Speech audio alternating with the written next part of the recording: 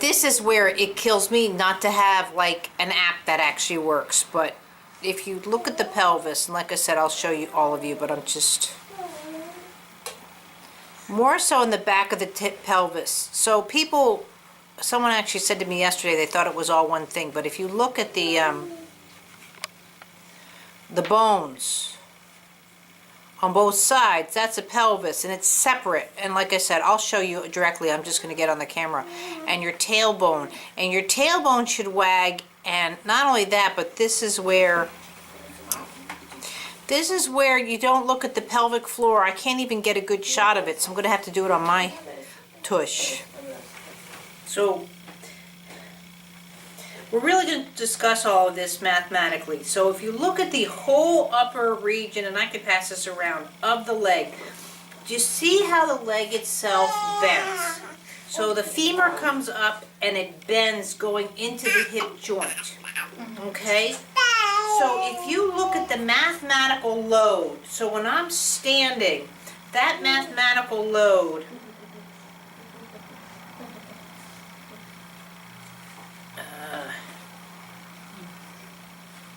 is angled. So the upper femur goes out and angles in. So that hip joint is so mathematically precise to carry your body.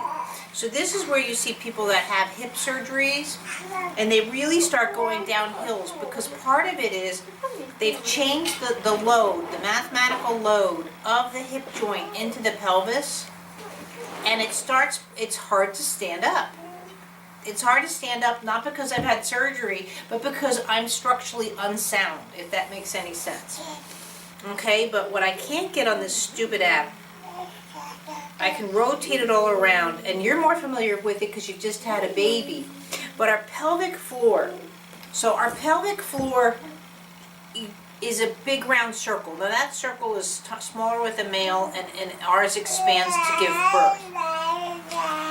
And that's the pelvic floor, that when I'm spinning this way and moving, but when I'm moving this way, and this is where I wish too I had a skeletal system, just notice, like if this is my hip joint, when I rotate around, my femur has to rotate in a certain way. So not only do I have my pelvis rotating one way, but now I've got this hip joint that has to go into that connection. Okay? So now as a person develops, especially if they've had either low tone issues or cerebral palsy, that relationship is, quote, very tight. So I haven't learned to spin my pelvis, and now when I move my leg into here, you know what I mean? See how I'm getting a very awkward movement versus a nice spin. So see how my hip joint would go into here. I know this is abstract, but if this is my pelvic, my sort of like a giant bowl, right? And I've got now I've got two hip joints into it. So see how that, again, if I wasn't so chunky, I'd wear those great, they make those like leggings that have the whole skeletal system, at least to give a more visual. But I'm chunky, oh well, what do you want? So if you look and just visualize, and this is where I am a freak, because I can visualize, I don't need all of this. But if my hip joints were coming into my pelvic floor and my pelvis were doing this, and now the crucial point of all of this, now imagine my sacrum coming down, which obviously is behind me, but when I tilt, see how my sacrum has to counter.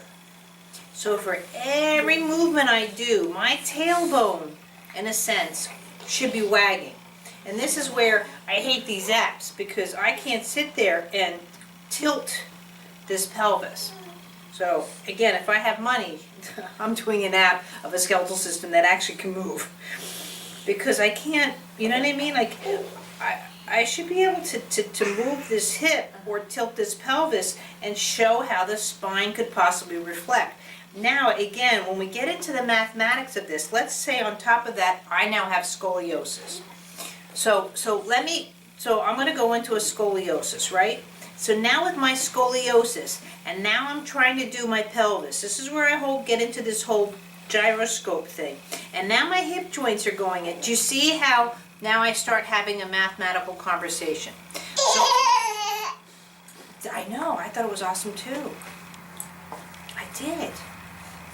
So even if I had a free pelvis, but I had arthritis, right? Already, just the arthritic function or a stroke, how the quote contractions or however you want to look at it, but this system that I don't have this flow affects the whole system. So that's why too, even looking at Aaron, that he's walking and stuff, that walking, and this is where I have to put on my cap, you're not seeing this, and again, the feet going this and this kind of thing, and just chilling out here and stuff because of the immaturity of that pelvic function and that counterbalance. But to me, it goes down to one of the key things is the tail wagging. So even if I were to do like a dance or whatever, again, if this is my tailbone here, right?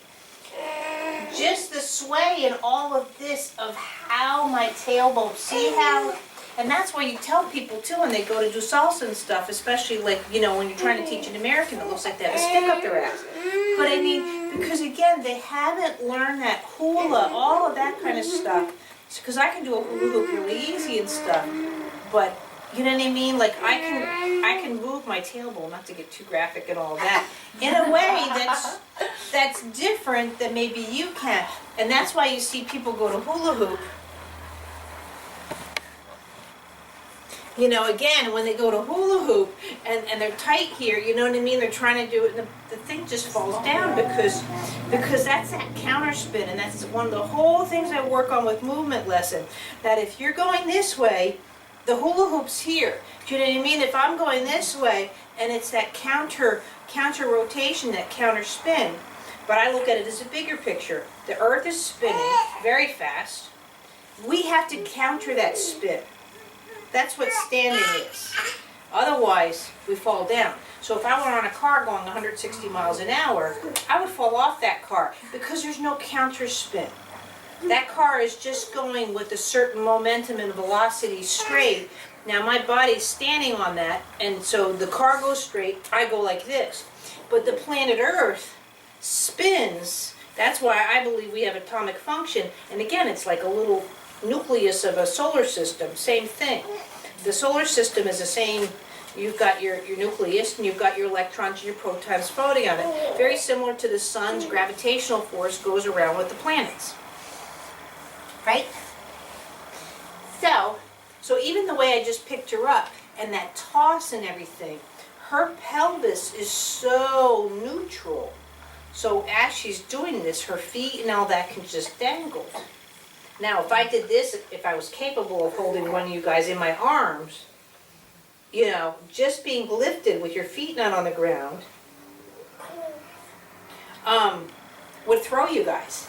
That startle would come into play because you're not getting that constant baby factor and all of that of the pelvis. And see how I can just easily take her, and if I go like this, do you know what I mean?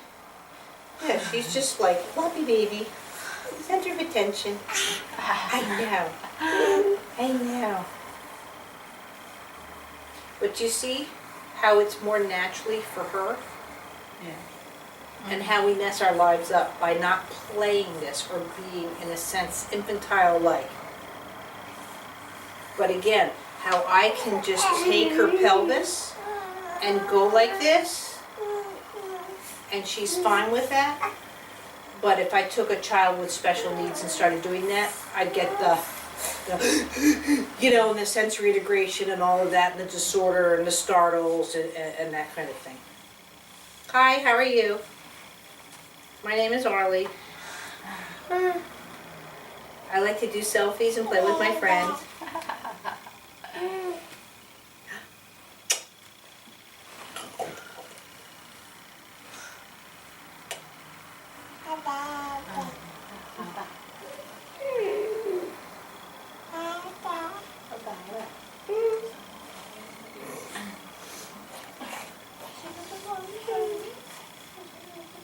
So now with that, I'm going to show it first on Adam, then I'll show it on Arlie.